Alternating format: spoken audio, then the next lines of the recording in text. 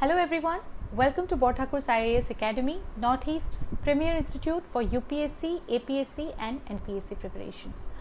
I'm your friend Atri and today I'm here with another segment of Current Affairs 365 dated 7th of October 2021.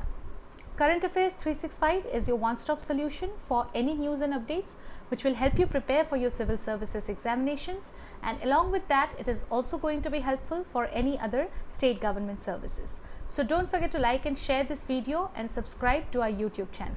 You can also follow us on Facebook as well as Instagram for any further details related to government services. The first news of today is about a proposal to amend the Forest Conservation Act of 1980. The Union Ministry of Environment, Forests and Climate Change has proposed an amendment to the Forest Act of 1980 to bring significant changes to forest governance in India. The main aim here is to liberalize forest laws through facilitating private plantations for harvesting and exploration or extraction of oil and natural gas deep beneath the forest land by drilling holes from outside the forest areas. The Supreme Court has defined forest as all areas which are recorded as forest in any government record, irrespective of ownership, recognition and classification. The major need for amending this act is because of forests on private land. Identification of forests on private land is subjective and arbitrary to some extent.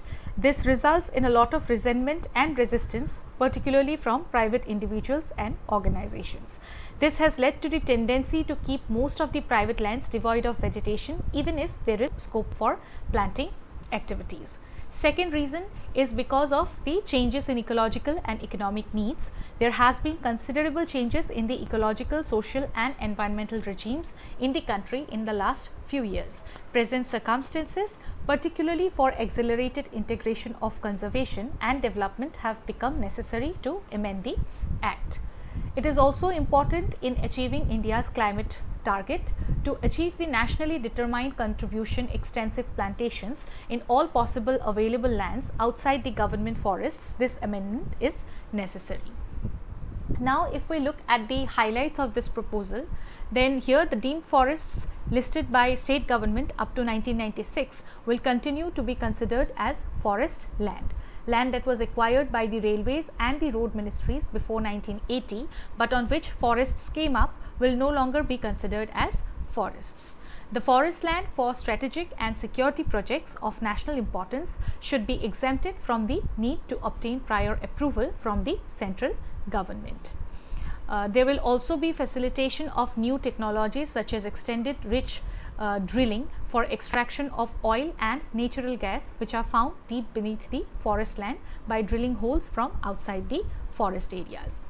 And also to ease the grievances of individuals whose land fall in state specific Private Forests Act or within the purview of dictionary meaning of forest, the proposal is going to now allow them the right to construct structures for bona fide purposes. This will include forest protection measures and residential units up to an area of 250 square meters as one-time relaxation. As per India State of Forest Report of 2019, the total forest and tree cover of our country is 24.56%. If we take a look at the forest cover area wise, then Madhya Pradesh has the highest forest cover, followed by Arunachal Pradesh, Chhattisgarh, Odisha and Maharashtra.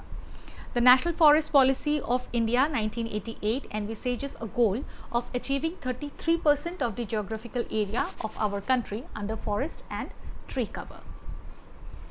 Having a look at the constitutional provisions, we can see that through the 42nd Amendment Act of 1976, forests and protection of wild animals and birds were transferred from the state list to the concurrent list along with education, weights and measures and administration of justice.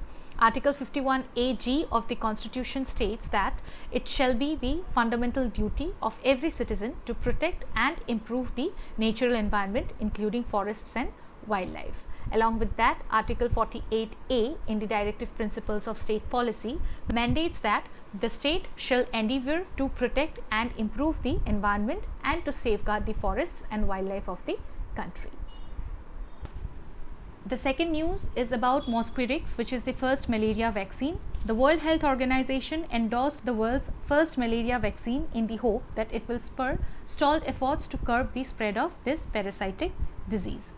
Malaria is a life-threatening disease caused by parasites that are transmitted to people through the bites of infected female Anopheles mosquitoes. It is preventable as well as curable.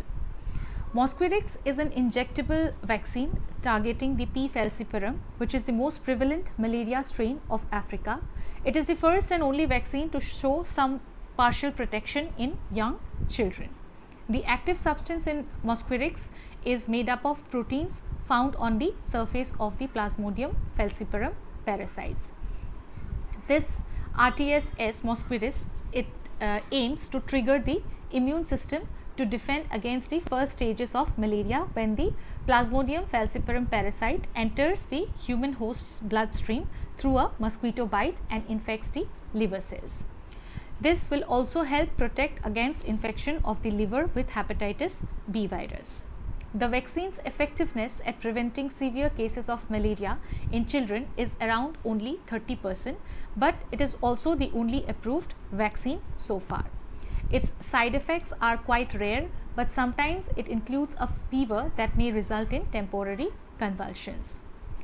If we have a look at the major challenges, then first is the inconvenience in getting people vaccinated. A child must receive 4 injections before the age of 2, sometimes at intervals that do not mostly match the routine vaccine schedules for the other diseases. Then its partial effectivity.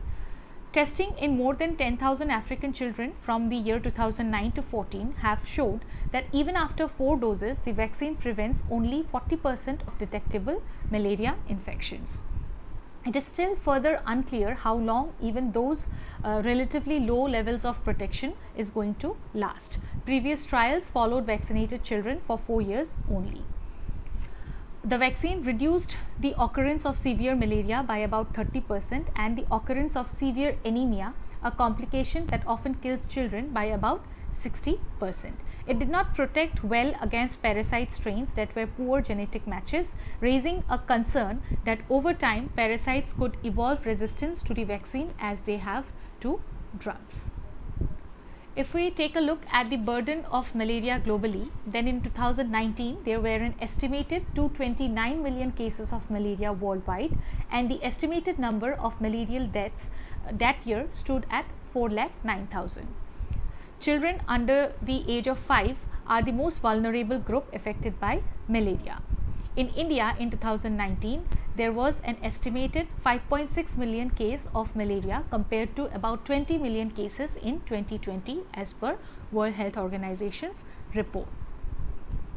Over the last 2 decades, 11 countries have been certified by the World Health Organization's Director General as malaria free.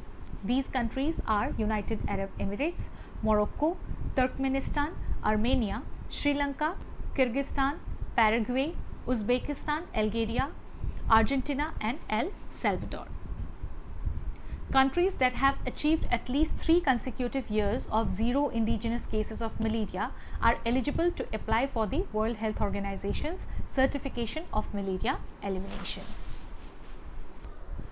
The next news is about the report titled 2021 State of Education Report for India by United Nations Educational, Scientific and Cultural Organization. The findings are largely based on analysis of periodic labor force survey and the Unified District Information System for Education data for the year 2018-19. This report aims to serve as a reference for enhancing the implementation of national education policy and towards the realization of the Sustainable Development Goal number 4. The key findings of this report includes a lack of teachers. There are nearly 1.2 lakh single teacher schools in the country, of which an overwhelming 89% are in rural areas. The report projects that India needs 11.16 lakh additional teachers to meet the current shortfall. Tripura has the least number of women teachers, followed by Assam, Jharkhand and Rajasthan. Chandigarh leads the chart, followed by Goa, Delhi and Kerala. Then the proportion of teachers employed in private sector grew from 21% to 35% when compared in the year 2013-14 to 2018-19. The Right to Education Act stipulates that pupil-teacher ratio should be 30:1 in class 1 to 5 and 35:1 in the higher grades. There is also lack of digital infrastructure. The overall availability of computing devices in schools is only 22% all over our country, with rural areas seeing much lower provisioning than the urban areas.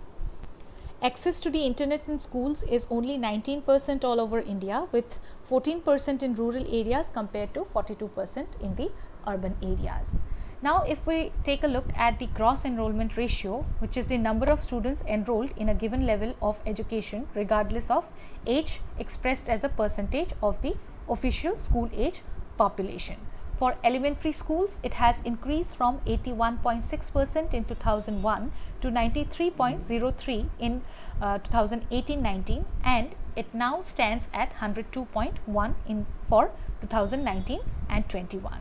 Overall retention is 74.6% for elementary education and 59.6% for secondary education in 2019-20. There is a need to increase the number of teachers and improve working conditions in northeastern states, rural areas and the aspirational districts. We also will have to increase the number of physical education, music, art, vocational and early childhood and special education teachers. Further, there is a need to value the professional autonomy of teachers and build teachers' career pathways. Developing teaching governance through consultative processes based on mutual accountability and providing teachers with meaningful information and communication technology training is the need of the hour. Some related initiatives of national importance includes Nipun Bharat Mission, Nishtha 2.0, New National Education Policy of 2020, Sarva Shiksha Abhiyan, PM Poshan Scheme, etc. Moving ahead to the next news, which is about a scheme named Swadesh Darshan. Under the scheme, the Tourism Ministry sanctioned 5 projects of rupees 325.53 crore for Buddhist circuit development. It has also organized a Buddhist circuit train fam tour as part of the Union Government's Dekho Apna Desh initiative. The tour covers the destinations Gaya, Bodh Gaya, Rajgir, Nalanda in Bihar as well as Sarnath Varanasi in Uttar Pradesh. Swadesh Darshan is a central sector scheme which was launched in 2014-15 for integrated development of theme-based tourist circuits in our country. This scheme is envisioned to synergize with other schemes like Swachh Bharat Abhiyan, Skill India, Make in India, etc.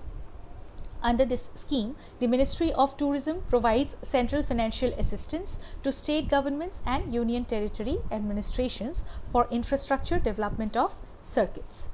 One of the objectives of this scheme is to develop theme-based tourist circuits on the principles of high tourist value, competitiveness and sustainability in an integrated manner. Under this scheme, 15 thematic circuits have been identified. Some of them are the Buddhist circuit, Coastal circuit, Heritage circuit, Northeast circuit, Ramayana circuit, etc. Other related initiatives includes the Prashad scheme. 30 projects for development of infrastructure have been undertaken under this scheme. Then Buddhist sites at Bodh Gaya, Ajanta and Ellora have been identified to be developed as the iconic tourist sites. This is mainly aimed at enhancing India's soft power. Then the Buddhist conclave, which is organized every alternate year with the objective of promoting India as a Buddhist destination and major markets around the globe. And lastly, we can mention the Dekho Apna Desh initiative, which was launched by the Ministry of Tourism last year to encourage the citizens to travel widely within the country, thus enabling the development of domestic tourism tourist facilities as well as infrastructure. So this was all for today. Thank you so much for watching this video. I hope it was helpful. Don't forget to like and share this video and subscribe to our YouTube channel. I'll see you all again tomorrow with another segment of Current Affairs 365 only on Borthakur's IAS Academy, Northeast's premier institute for UPSC, APSC and NPSC preparations. Till then, take good care of yourselves and keep learning. Bye-bye. Borthakur IAS academy প্ৰস্তুতি আৰু অধ্যয়নৰ নিৰ্ভৰযোগ্য ঠিকনা।